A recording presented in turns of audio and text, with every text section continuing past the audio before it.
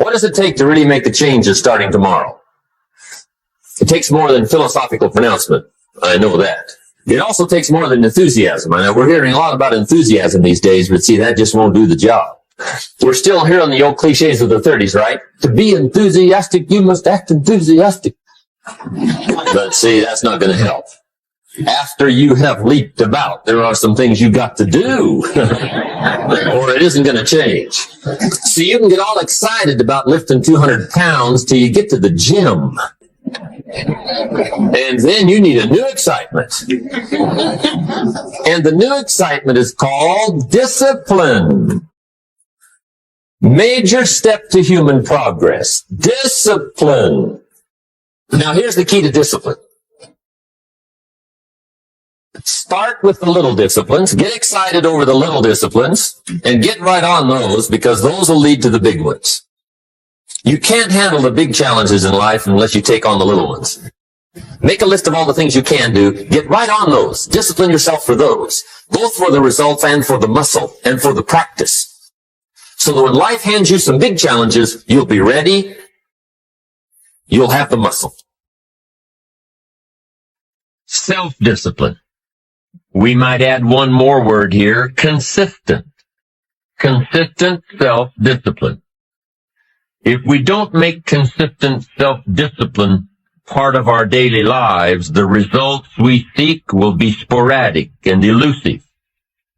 It takes a consistent effort to truly manage our valuable time, or we'll be consistently frustrated. Our time will be eaten up by others whose demands are stronger than our own. It takes discipline to conquer the nagging voices in our minds. The fear of failure, the fear of success, the fear of poverty, the fear of a broken heart. It takes discipline to keep trying when that nagging voice within us brings up the possibility of failure. It takes discipline to admit our errors and recognize our limitations. The voice of the human ego speaks to all of us. It takes discipline to change a habit, because habits are formed a little bit each day, every day, every day. Once habits are formed, they act like a giant cable. They act like a nearly unbreakable instinct that only long-term disciplined activity can change. We must unweave every strand of the cable of habit slowly and methodically until the cable that once held us in bondage becomes nothing more than scattered strands of wire. It takes the consistent application of a new discipline, a more desirable one, to overcome one which is less desirable. It takes discipline to plan. It takes discipline to execute our plan. You've got to really work on your consistent self-discipline on a daily basis, or you'll find yourself distracted. Distracted by negative thoughts, distracted by negative people, and pretty soon, depending on the type of people you've associated with, distracted by your doubts within yourself.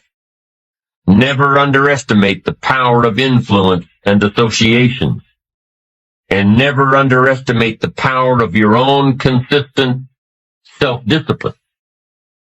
It's easier to go to bed late, sleep late, show up late, leave early.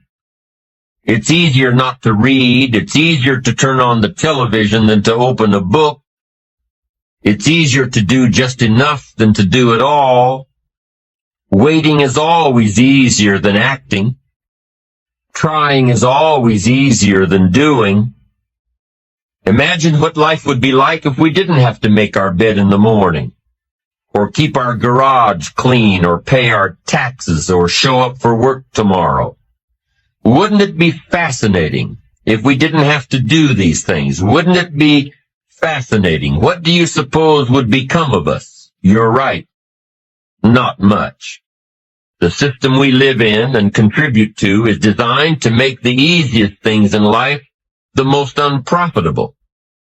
Profitable seems to be the most difficult. Our world is and always will be a constant battle between the life of ease and its momentary rewards, and a life of discipline and its far more significant rewards. Each has its own price, the price of discipline or the price of regret. We will pay one or the other. What we wish we had done is the voice of regret, speaking in a sorrowful tone at a time when there is no going back. This is regret. No second chance. No, what would I do differently? Choose one or the other, but both will have their price, the price of discipline or the price of regret. One costs pennies, the other a fortune. The first lesson of discipline is that it isn't the easiest option. The second lesson of discipline is that it's a full-time activity. And we've said that the best form of discipline is consistent self-discipline. You see, the discipline that it takes to make your bed every day is the same discipline necessary for success in the world of business. The discipline to organize your garage is the same discipline to organize your business. All disciplines carry through to affect all parts of our lives. If we're disciplined in just one area and lazy in another, guess what? Pretty soon the lazy side will creep in and destroy the disciplined side. The bad habits in one area of our life will eventually destroy our self-discipline in the areas we've been working on. Consistency cannot be inconsistent. Discipline is the mind being trained to control our lives. Discipline is a set of standards which we've selected as a personal code of conduct. Discipline is imposing on ourselves the requirements for honoring these standards. Once we've adopted these standards of behavior and conduct, we're committed to honor them.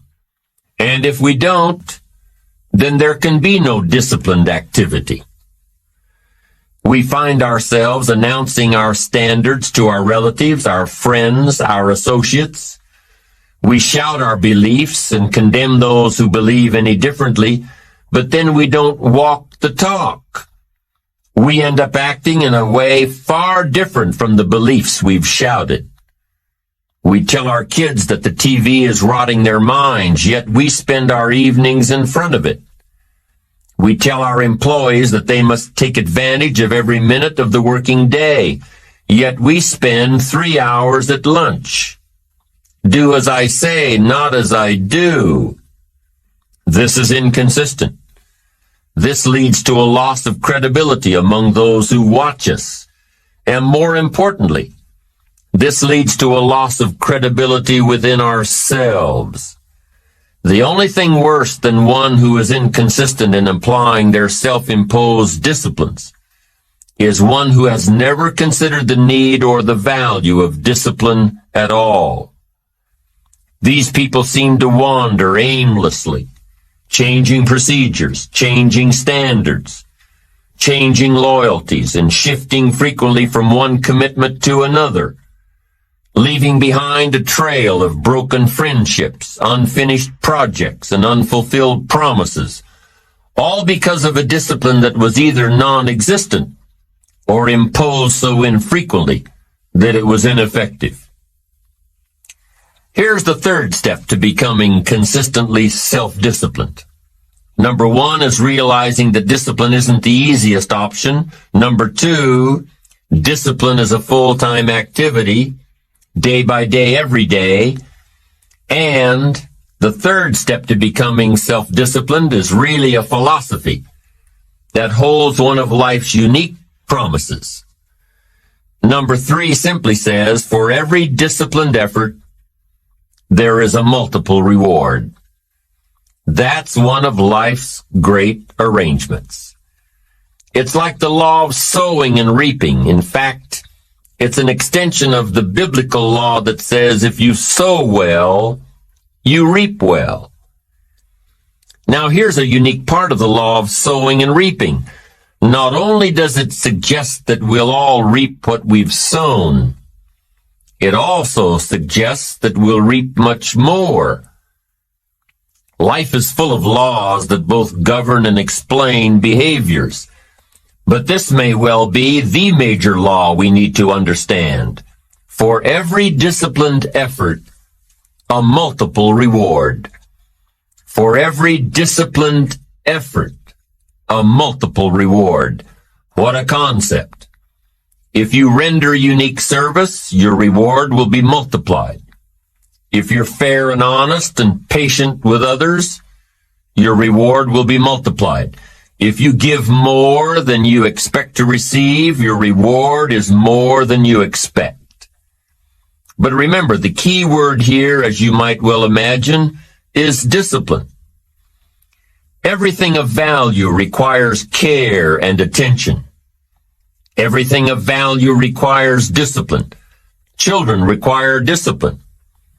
They must have a structure built for them.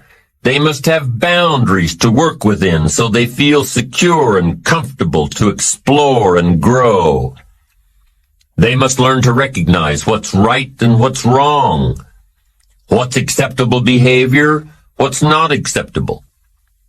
Children require unwavering discipline, consistent discipline, or they'll be confused as to how they're supposed to behave. Likewise, our thoughts require discipline.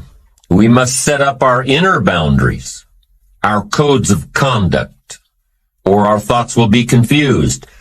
And with confused thoughts, we'll end up being confused, hopelessly lost in the maze of life. And confused thoughts produce confused results. Look around you at this very moment in time. What might you be doing that needs attention? Perhaps you're listening to this program as you drive along in traffic, blowing your horn at someone ahead of you who isn't driving at the speed you'd like to. Perhaps you're listening alone because you've had a disagreement with someone you love or someone who loves you, and your anger won't allow you to speak to that person. Wouldn't this be an ideal time to examine your need for a new discipline?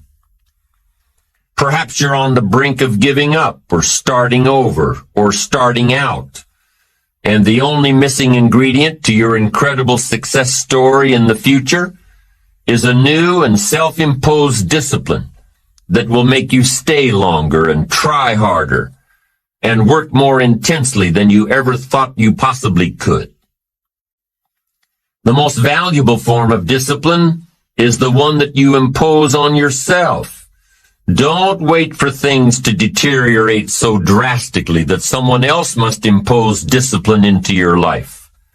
Wouldn't that be tragic? How could you possibly explain the fact that someone else thought more of you than you thought of yourself? That they forced you to get up early and get out into the marketplace when you would have been content to let success go to someone else who cared more about themselves.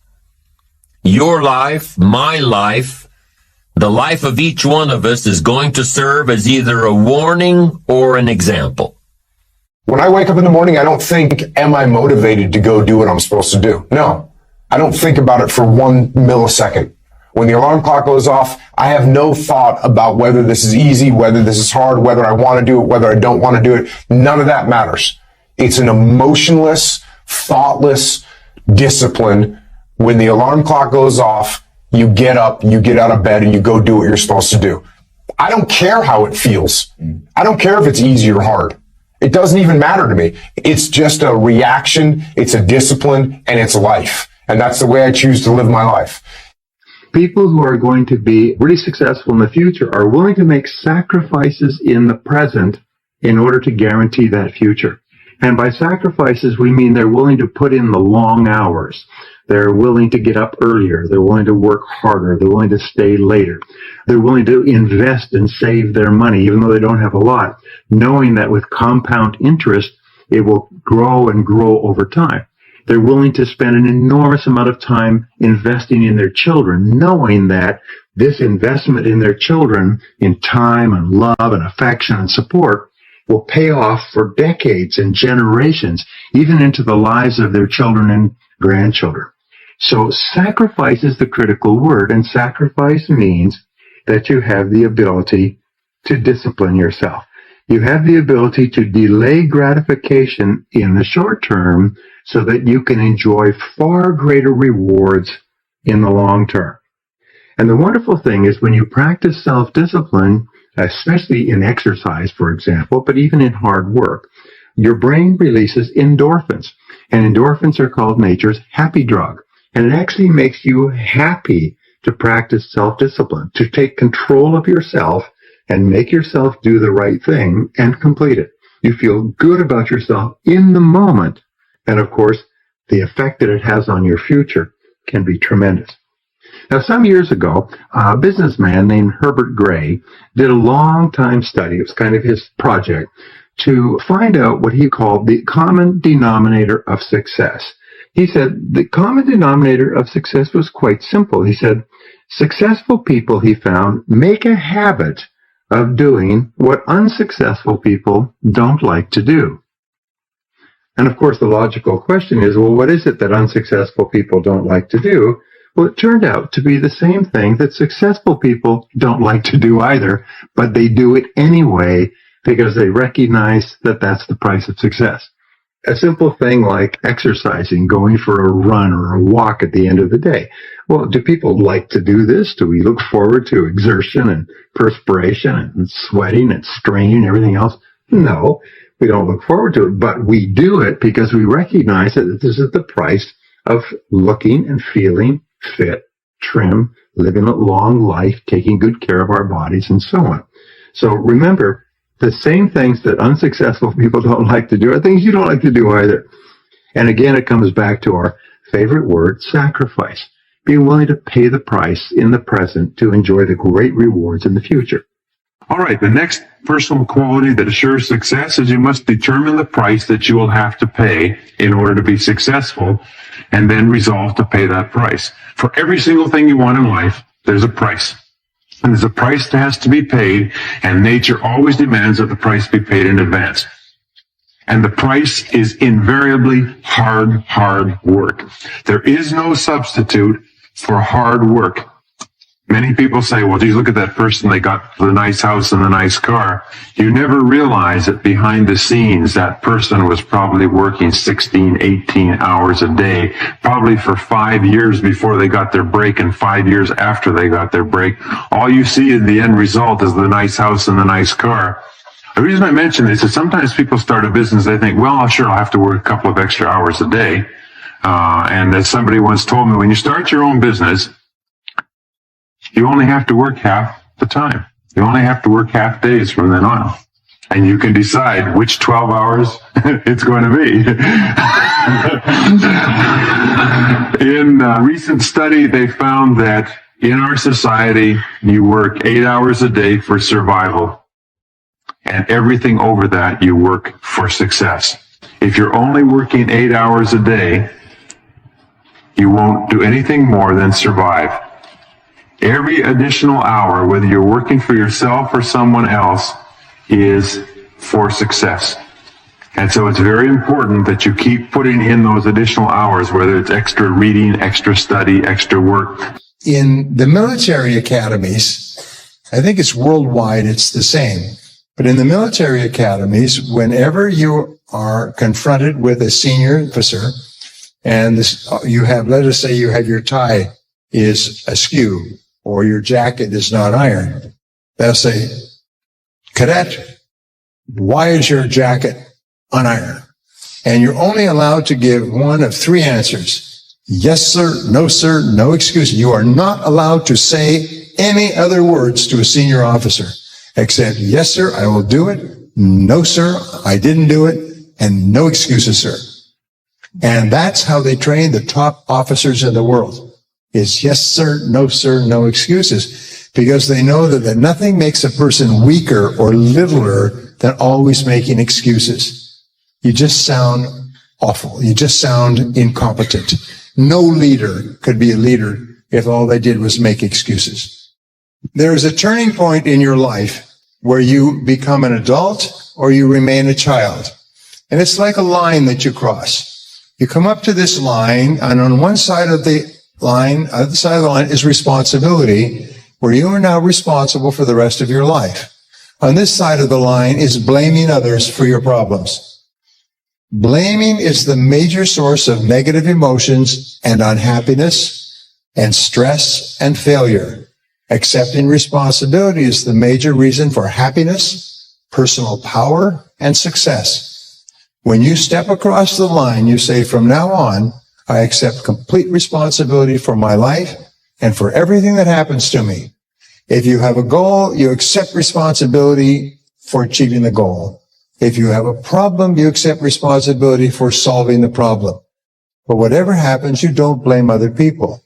Blaming makes you weak and angry. It makes you feel inferior and insecure.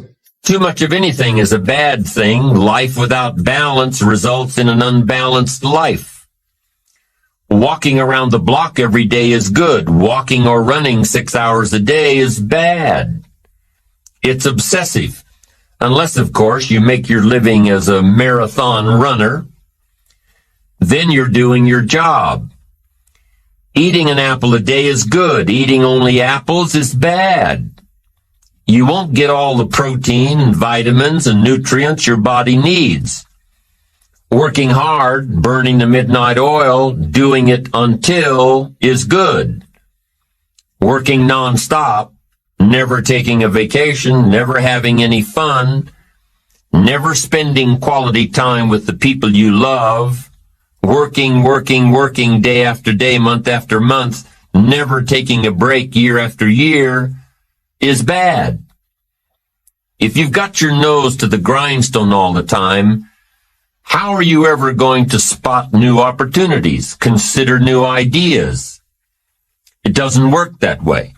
You've got to stop and ponder where you've been and where you're going. You've got to reflect so you know if you're even on the right track. Everyone has heard the story of Willie Loman in the play Death of a Salesman. Willie was a workaholic. He typified the old-fashioned concept of success. After all, if you're always working, you must be successful. No, it doesn't work that way. For workaholics, there's never enough work. They can work 10, 12, 14 hours a day, take 2 jobs, work them back to back. The only satisfaction is fighting off sleep, denying life's pleasures, getting more tasks done.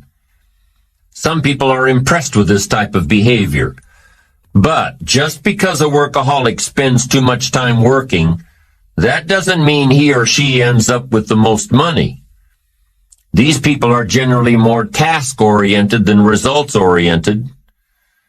They're busy being busy, not busy being productive. Workaholics generally end up alienating their families, losing their health, facing a crisis of values. Now, wouldn't you prefer a life of productivity rather than a life of tasks? Of course. When you schedule your time and take advantage of your time, you can work smarter instead of working longer, and you'll probably end up getting more done than the workaholic, and still have time for other things in life.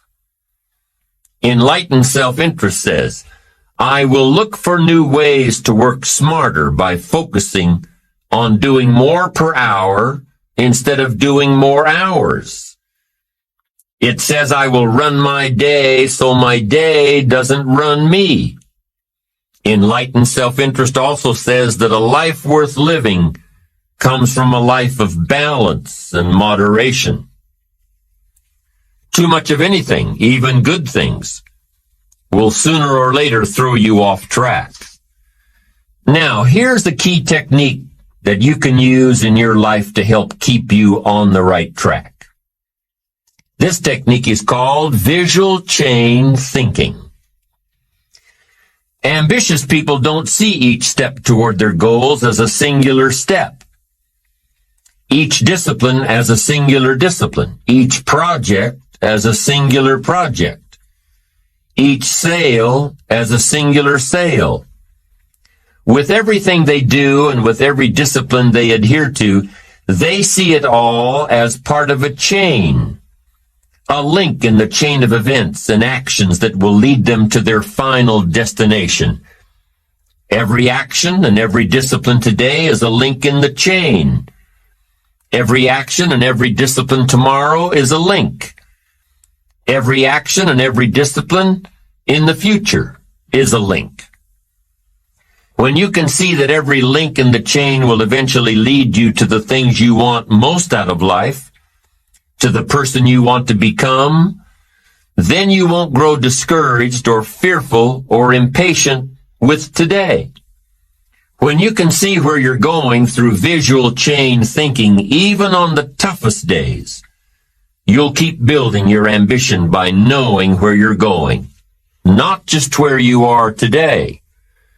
Part of this visual chain thinking is built when you decide on your direction, when you can see where you're going to end up before you get there, when you can see California while staring at the east side of a 14,000-foot mountain. And building your visual chain of thought begins when you have well-defined plans for your career, your family activities, your investments, and your health. Your plans and goals are your visual chain, knowing where you're going before you get there.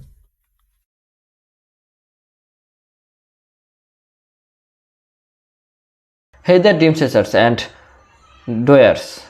Welcome back to Best Personal Growth Motivation, the place where we turn dreams into reality. Today's message is a game changer, a beacon to hope for those who believe in a brighter future. What's up, everyone? It's Shamim here, and today we are diving into a topic that hit close to home for many of us. You don't have to stay poor. Now, I am not just talking about financial wealth, but the riches of life, opportunities, and the freedom to pursue your passions. Ever heard the saying, your current situation is not your final destination? Well, that could not be more true. Look at these incredible individuals who defied the odds, broke free from the chains of financial struggles, and built the life they once only dreamed of. The people realized that staying poor is a choice, and they chose a different path, one filled with determination, hard work, and a refusal to accept mediocrity.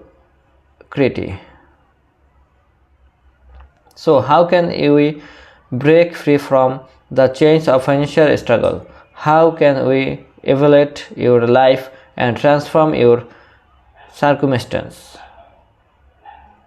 First up, the mindset shift. It all starts in your head. Change your thoughts, change your life. Believe that you deserve abundance, success, and happiness. Your mindset is the foundation upon which your future is built. Remember, the only limits that exist are the ones you place on yourself. Break free from limiting beliefs and embrace the mindset of abundance. Next on the list, education and skill development. Invest in yourself because the best investment you can make is in your own growth. Acquire new skills, expand your knowledge, and stay hungry for learning. The more you know, the more valuable you become. Your skills are your passport to a better lifestyle. It's all about talking action. Dreams without action are just fantasies. Create a plan, set goals, and take consistent, deliberate steps towards your vision. The journey may be tough, but it's the challenges that shape you into the person capable of achieving your dreams. Remember, success is not giving, it's earned.